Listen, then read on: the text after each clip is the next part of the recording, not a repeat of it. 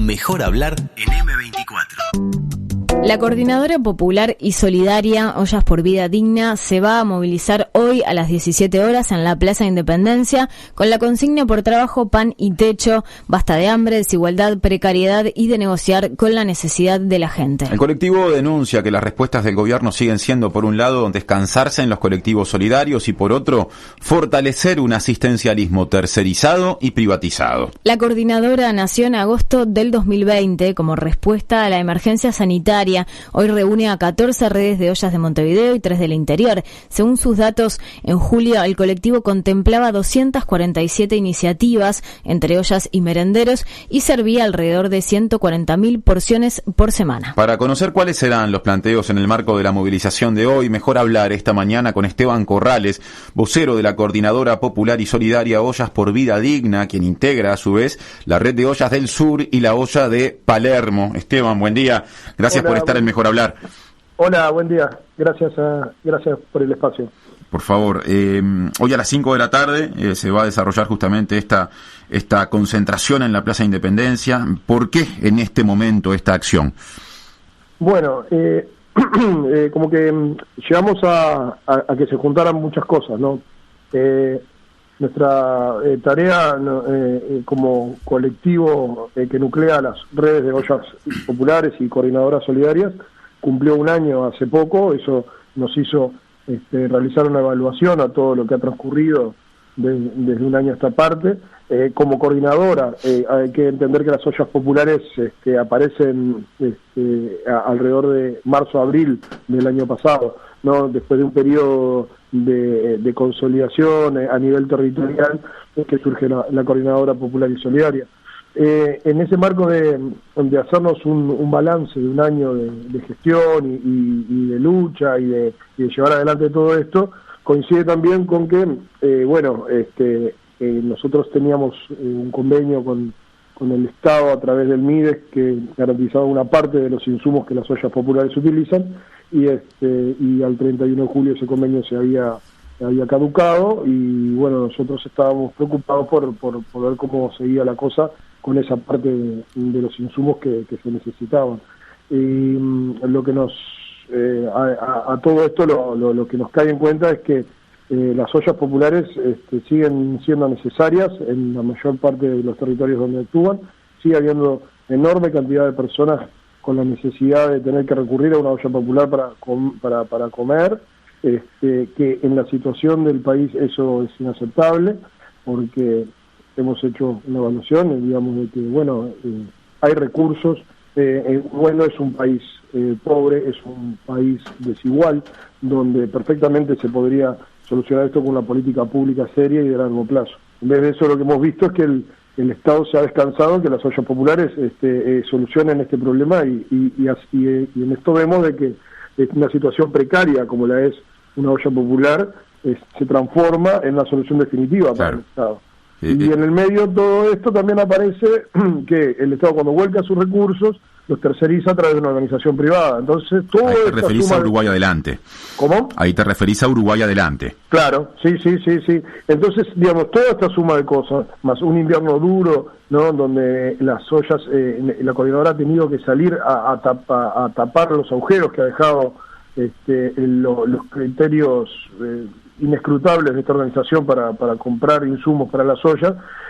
Toda esta suma de cosas, han hecho de que, digamos, basta de esto, ¿no? O sea, hagamos público nuestra queja y nuestro sentir de que hace un año y medio las ollas populares están bancando la parada en los barrios frente a decenas de miles de personas que son las que han sufrido la parte más dura de la pandemia. Bien, ya nos meteremos en los cuestionamientos que le hacen directamente al gobierno, que están en la proclama con convocatoria a esta movilización que se conoció en los primeros días de este mes de agosto, y también, por supuesto, en el vínculo con Uruguay Adelante, que es un tema en sí mismo.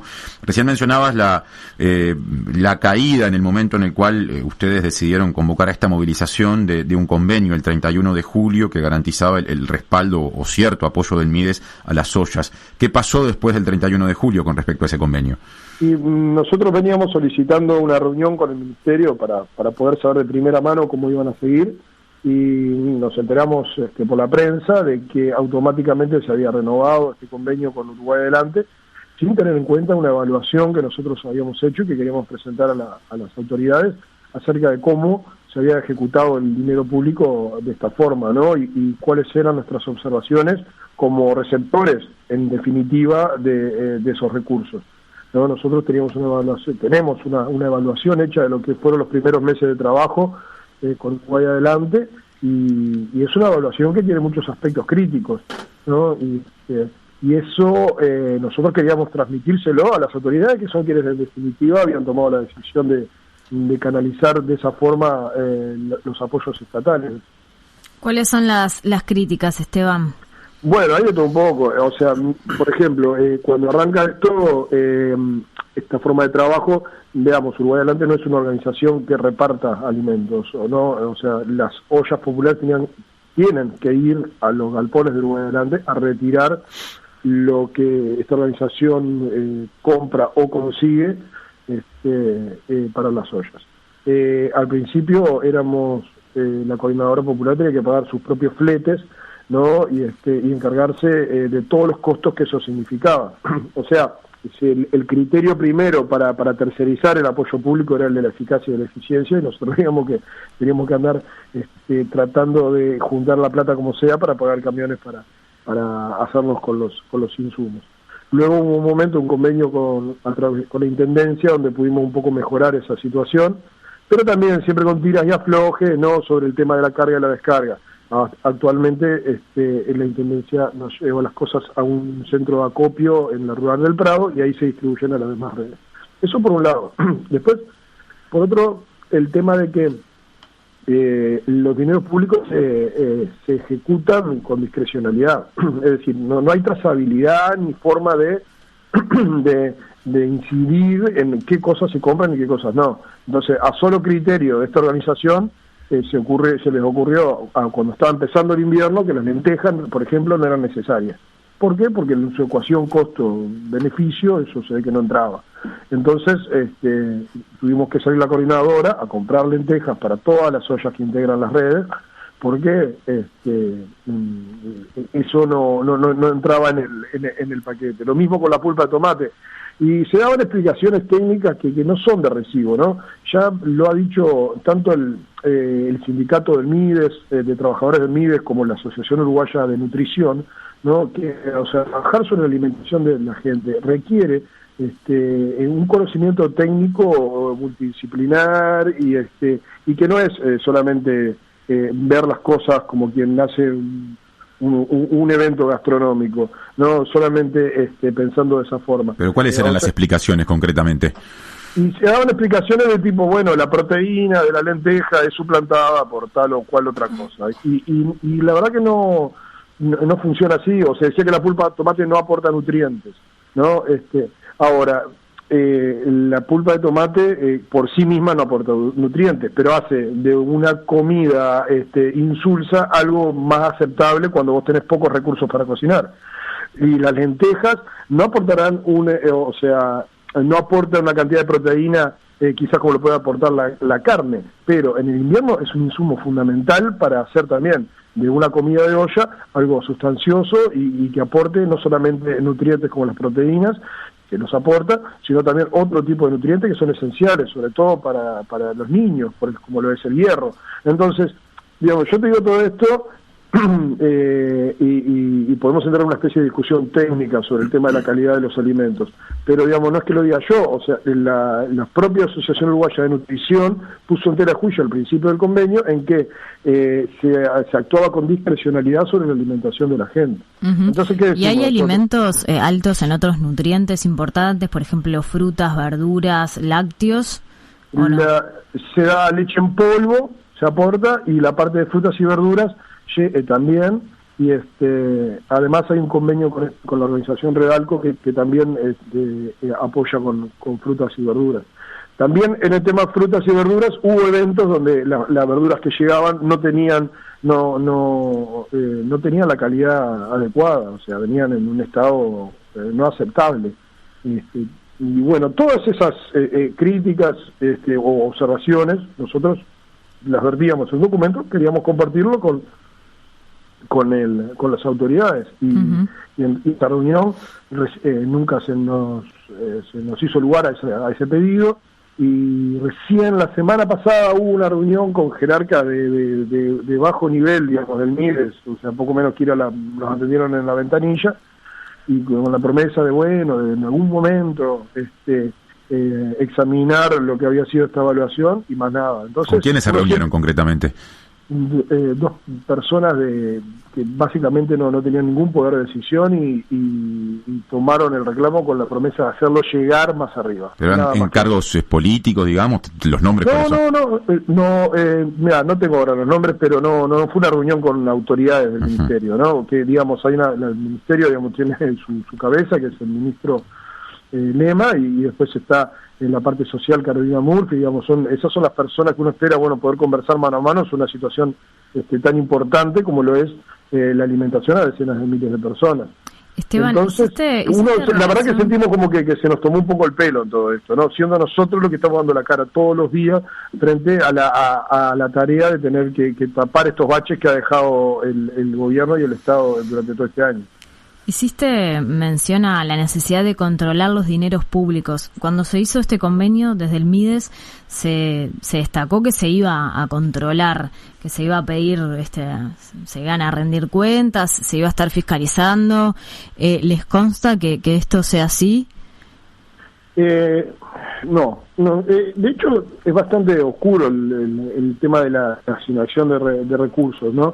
Se han hecho dos pedidos de información, uno a través del colectivo Solidaridad UI, otro a través a nivel parlamentario, y las respuestas han demorado, se han dado sobre el límite legal para hacerla, y han sido insuficientes, ¿no? Sobre el seguimiento y la forma en la que esto se tiene que llevar adelante. Y además es un tema que ha salido a la luz pública. Por ejemplo, a la hora de hacer una auditoría sobre el uso del dinero, una de las firmas encargadas es socia de uno de los emprendimientos que compone Uruguay Adelante. Entonces, entramos ahí ya en unos laberintos de cosas que dejan esto poco claro. Y, en definitiva, lo que tenemos es gente, miles de personas que van a comer ollas populares, ¿no? Una parte de los recursos llega a través del Estado, los terceriza con una organización privada. No estamos hablando de 65 millones de pesos en una primera etapa y 65 en otra, no es poca plata, ¿no? Y en el medio de todo eso, la discrecionalidad sobre qué insumos se compran, cómo se consiguen, a quién se le compran, o sea, nosotros, y el cero diálogo en el sentido de que lo que las ollas populares podamos sugerir al respecto no tiene un espacio donde poder articularse. Hay críticas desde la coordinadora hacia el MIDES, en particular hacia Uruguay Adelante, pero también referentes de Uruguay Adelante han cuestionado algunos aspectos del funcionamiento de las ollas nucleadas en la coordinadora. Por ejemplo, Santiago Pérez, que es uno de los referentes justamente de la organización de Uruguay Adelante, sí, señaló que hay un solapamiento y una superposición de beneficiarios y beneficiarias con la Coordinadora Popular y Solidaria Ollas por Vida Digna, y agregó que el universo de las ollas populares y merenderos presenta intersecciones y desencuentros entre el propio Uruguay Adelante, la coordinadora y la Intendencia de Montevideo. Por ejemplo, y para complementar antes de escucharte, Esteban, se dijo desde Uruguay Adelante que entre un 5 y un 8% de iniciativas que se abastecen más de una vez, son entre 40 y 60. Acotó Jesús Graña, que es otro de los referentes de Uruguay Adelante. ¿Qué dice la coordinadora a propósito de este señalamiento? Primero, cuando uno lanza datos tiene que saber de dónde los saca. Nosotros los datos que manejamos son relevamiento serio hecho por gente de la Universidad de la República que mantiene un monitoreo constante sobre la actividad de las ollas populares. Yo no sé los datos esos de dónde salieron, para empezar. Y lo otro es que si estamos hablando que un 5% de las ollas populares, al parecer, manejan, no sé, como le dicen ahí, solapamiento. Sí, que se abastecería más de una vez, es lo que plantea. Bueno, es como, es difícil de constatar eso, ¿no? Y no hace al volumen total de insumos y de iniciativas una diferencia grande, sobre todo teniendo en cuenta que hay varias iniciativas que no están dentro de la coordinadora. Entonces yo no sé esa metodología para medir ese fenómeno, de dónde sale, cómo se realiza. Si hubiera un ámbito de intercambio serio, esas cosas se podrían hablar, por ejemplo, ¿no? Y no lo hay. Si el ministerio nos hubiera recibido, quizás esas cosas se podrían haber puesto en la mesa y con datos concretos hacer un seguimiento. Pero nosotros pedimos esa reunión y no tuvimos respuesta ninguna. Bien. Esteban, ¿cómo es la situación actual de las ollas en cuanto a gente que asiste? Recién mencionaste alguna cifra o alguna dimensión, pero ¿han notado algún cambio en el perfil de las personas, por ejemplo, en la presencia de niños, etcétera? Bueno, la presencia de niños ha sido la constante en las ollas, sobre todo en los barrios más periféricos. Es un tema que preocupa. Y después está la gente que paulatinamente ha visto su vida deteriorada por el avance de una crisis económica que, como todos saben, ha arrojado a 100.000 personas bajo la línea de pobreza. De esas 100.000 personas, 37.000 son niños. Entonces estamos hablando de un problema grave. Y bueno, las ollas populares cumplen un rol ahí de apoyo a gente que tiene que complementar su dieta, su economía familiar yendo a una olla popular, porque en el marco de un deterioro de ese tipo a nivel económico y social, hay familias enteras que uno ve llegando a comer para poder de esa forma liberar y alivianar un poco un presupuesto familiar que cada vez se hace más complicado. Uh-huh. Pero sí hay y lo que se ve es que no, el fenómeno no amaina, o sea, no hay no hay una perspectiva de que por sí mismo esto cambie. Por eso el reclamo nuestro de una política pública seria. Es decir, las ollas populares no pueden ser una política pública en sí misma. Acá el Estado se tiene que hacer cargo. Hay un Instituto Nacional de Alimentación, tiene 4 comedores en Montevideo, 4. O sea, de esa forma no se puede dar una respuesta seria a un problema como este. Realmente, ¿no? Entonces uno lo que siente es lo que decíamos en el comunicado: el Estado se descansa, dice, hay ollas populares y espera que nosotros seamos los buenos samaritanos que estemos dando la cara de aquí a quién sabe cuándo. ¿Hasta cuándo? ¿Hasta cuándo podemos seguir teniendo decenas de miles de personas comiendo en ollas populares? Acá el gobierno, el Estado se tiene que hacer cargo de esto, ¿tá? Y no es tercerizando la plata con mis amigos para que desentenderme del problema. Es como una política pública. Esto forma parte de toda una lógica donde los problemas sociales se arreglan entre particulares sin que el Estado asuma ninguna responsabilidad, y eso está mal. Eso no puede ser aceptado. ¿Hubo amiguismo en la selección de Uruguay adelante? Ese es uno de los planteos. Ha habido, digamos, o sea, la asignación ha sido discrecional. O sea, acá no hubo un llamado público, una licitación o algo que se le parezca. ¿No? La modificación del TOCAP último habilita hacer estos desembolsos enormes de dinero sin tener que darle mayor explicación a nadie. Y bueno, yo no sé cuáles son los criterios que se han tomado. Lo correcto hubiera sido, me parece, ¿no?, que los recursos se volcaran directamente a las ollas populares por parte del Estado, en un trabajo coordinado y serio, con técnicos desde el Estado, con un relevamiento serio de lo que es la situación, y no tener que ahora estar peleando, no porque alguien dice que hay un 5% de las ollas que reciben insumos de un lado distinto. Eso no es serio. No se trabaja así, o no se solucionan así los problemas en un largo plazo. Entonces uno lo que ve es que acá hay gente a la que le conviene que esto siga aquí en más, y está mal. Está mal ver a la gente teniendo que formarse en una fila con un tupper en la mano, con la lluvia o frío, para poder comer. No podemos hacer de eso algo permanente. Esteban, te proponemos hacer una pausa breve para luego seguir abordando algunos de estos temas. ¿Nos esperás? Por supuesto. Seguimos en entrevista con Esteban Corrales, vocero de la Coordinadora Popular y Solidaria Ollas por Vida Digna, que hoy se va a estar movilizando a las 17 horas. Esteban, gracias por aguardar. Recién mencionaste al pasar algunos aspectos aspectos de esta discusión que también se está dando en el debate público, que tiene que ver con la pertinencia de la existencia o no de ollas. En este marco te invitamos a escuchar al sociólogo Daniel Pena, que es una de las personas, de los profesionales que trabajó en este relevamiento sobre ollas que involucró a Laudelar. Hay un discurso bastante difundido a nivel general de la población de que las ollas no deberían existir. Esto lo dicen diferentes actores políticos. Y para nosotros el problema, digamos, es que lo que no debería existir es el hambre, no la olla como un proceso colectivo que da respuesta al hambre. Entonces, nos parece importante valorizar ese proceso, porque no solo es dar respuesta al hambre, sino que es un lugar, un centro de referencia del barrio y de un montón de problemáticas que se van desarrollando. Un montón de problemáticas que se empiezan a trabajar en colectivo, digamos.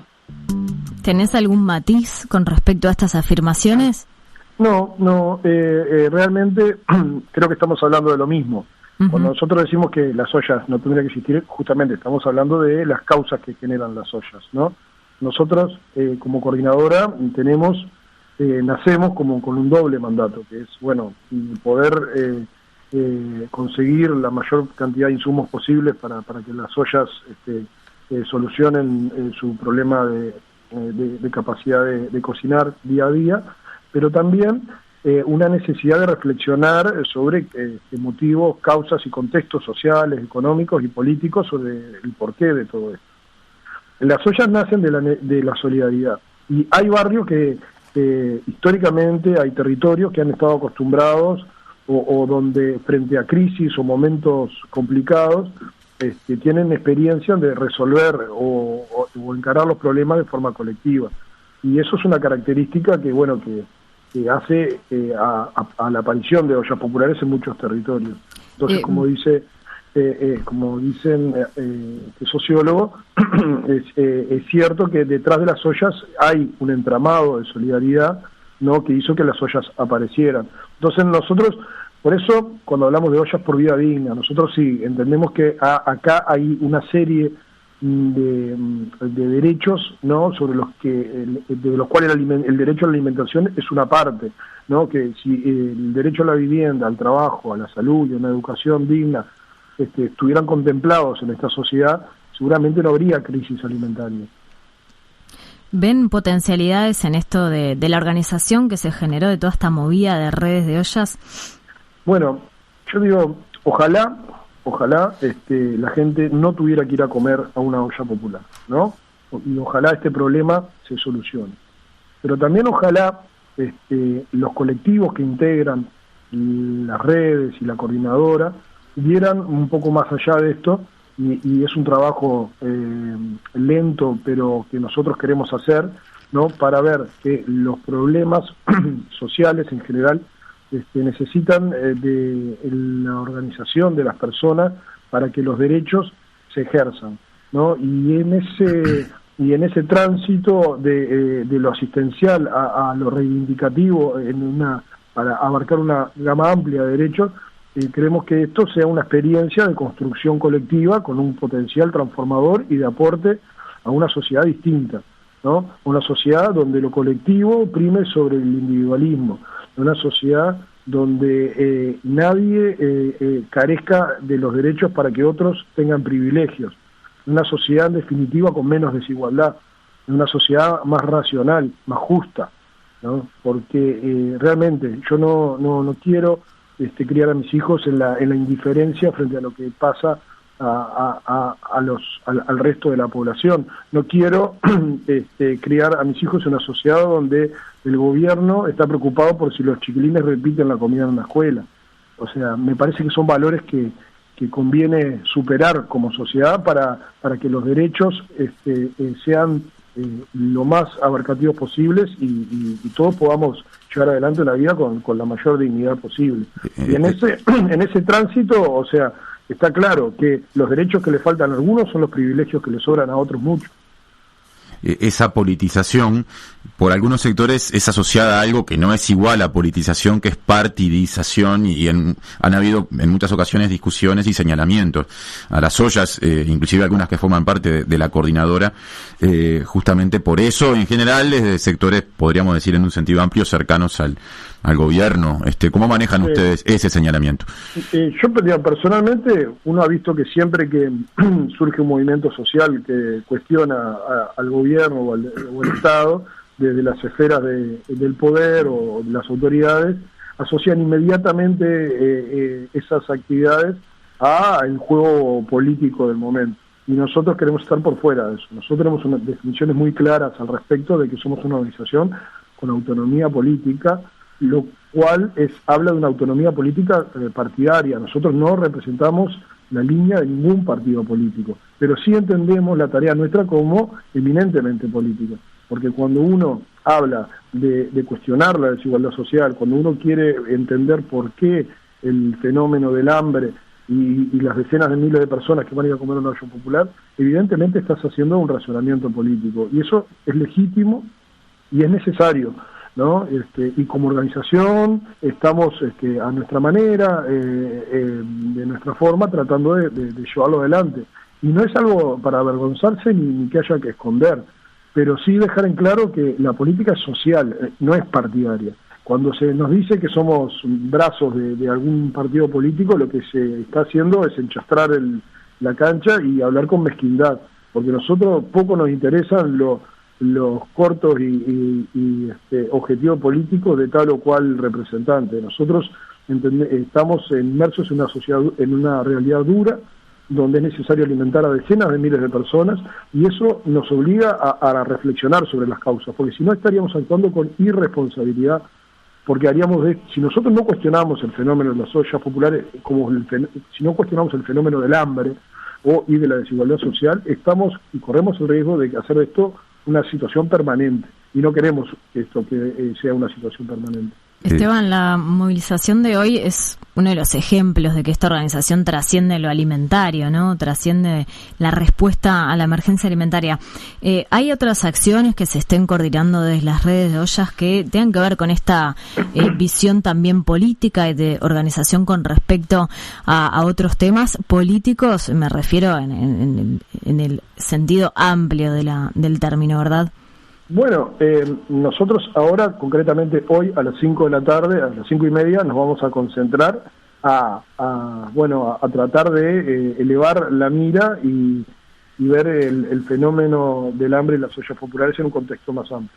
Ya lo hemos hecho a lo largo del año, cuando la Coordinadora Popular y Solidaria decidió apoyar el paro general del PIT-CNT, se sumó a las movilizaciones del 8 de marzo, muchas ollas y redes apoyaron las distintas actividades del 20 de mayo. Eso nos ha hecho caminar con sectores organizados de la sociedad con los que compartimos muchas reivindicaciones. Pero también tenemos las nuestras, y esto es un proceso, como te decía recién. Entonces, si nosotros entendemos que el hambre es una carencia que va asociada a otras carencias, como la del trabajo, la de la vivienda, la salud y la educación, y seguramente nos encontremos, ¿no?, en espacios de reivindicación con organizaciones que trabajan específicamente en esos ámbitos, pero desde nuestra propia impronta, ¿no?, desde nuestra propia identidad que hemos estado construyendo todo este tiempo y de lo cual estamos muy orgullosos. Sí. Porque a nosotros,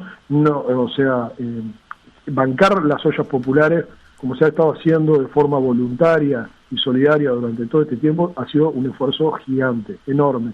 Se han volcado desde la sociedad organizada una cantidad gigante de recursos, tanto materiales como en horas de trabajo, para que esto siga adelante, ¿no? Pero no nos olvidamos de que acá hay causas de fondo y que tenemos que verlas, porque, como te decía, si no vamos a hacer de lo precario algo permanente. ¿Cómo se va a parar la coordinadora en el marco del proceso de campaña rumbo a un referéndum que cuestiona 135 artículos de la ley de urgente consideración?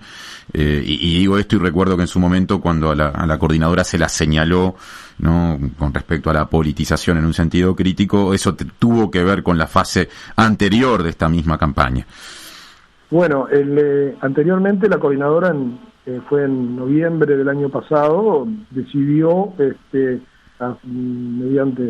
de realizadas varias instancias de discusión,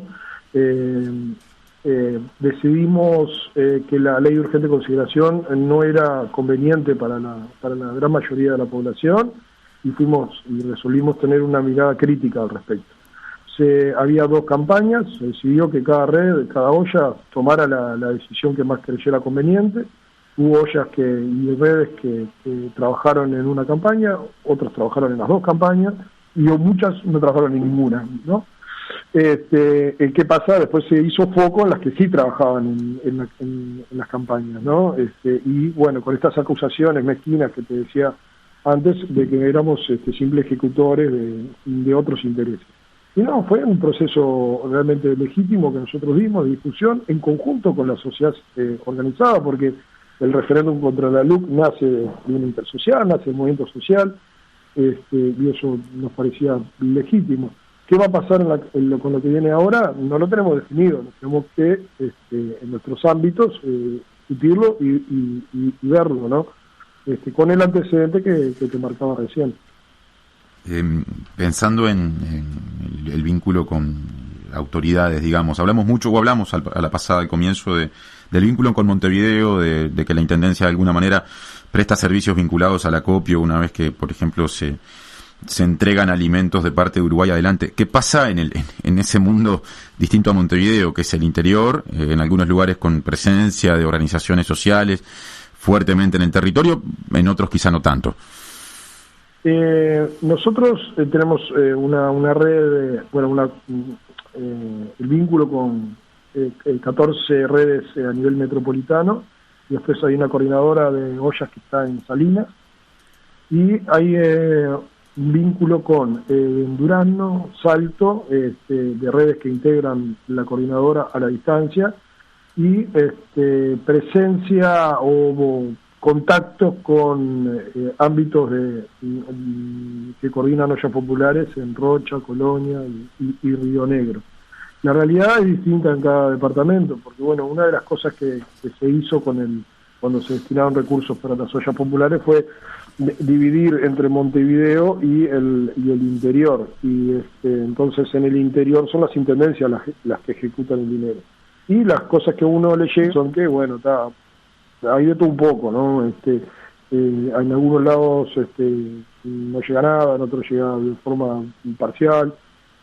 En el interior el tema, bueno, se ha querido resolver a través de esos canales, ¿no? ¿Ahí te referiste a Durazno, Salto y Canelones, los departamentos con los que ustedes tienen vínculos, o hablabas en general de todo el interior, de un panorama más departamental sacando a Montevideo simplemente?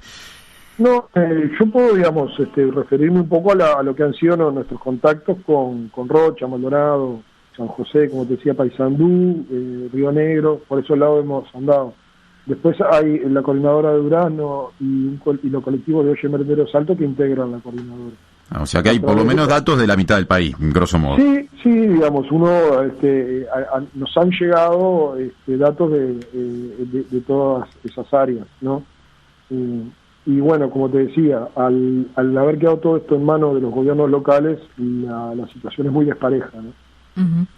Esteban Corrales, vocero de la Coordinadora Popular y Solidaria Ollas por Vida Digna, gracias por estar con nosotros hoy. Bueno, gracias a ustedes por el espacio, y quería convocar a toda aquella persona que sienta que esto es una causa que vale la pena y que la solidaridad tiene que ser una herramienta de construcción de una vida nueva y con mayor dignidad, que se arrime hoy a la Plaza Independencia a las 5:30 de la tarde, donde vamos a estar compartiendo, vamos a estar cocinando, vamos a estar haciendo olla, pero también vamos a estar reivindicando y vamos a estar haciendo muchas movidas para que nadie sea indiferente a la realidad que se vive en los barrios. Así que eso es una convocatoria amplia para todo el mundo y esperamos encontrarnos allí. Muy bien, muchas gracias. Queda hecha entonces la convocatoria hoy, 17 horas, 17:30 en la Plaza Independencia se moviliza la Coordinadora Popular y Solidaria. 97.9 FM Montevideo. 102.5 FM Maldonado. Escucha distinto.